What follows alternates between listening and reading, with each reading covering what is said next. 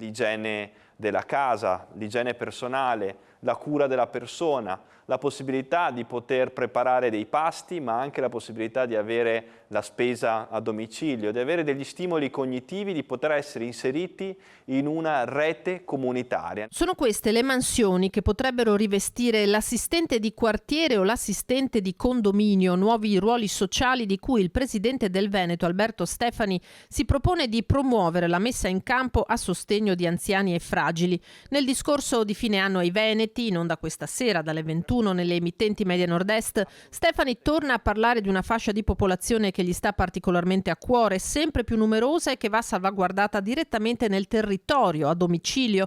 Occhi aperti e mani tese verso chi ha bisogno, e sentinelle potrebbero essere proprio l'assistente di quartiere o di condominio. Figure che si occupino in maniera specifica dell'assistenza a soggetti anziani, magari non autosufficienti o parzialmente non autosufficienti, e possano farlo garantendo loro dei servizi essenziali. Il sociale è colonna del programma del nuovo governo veneto, come ribadisce Stefani nel suo discorso di fine anno. Vi aspetto questa sera alle ore 21 su Media Nord-Est per augurare a tutti voi e alle vostre famiglie un felice anno nuovo da vivere insieme.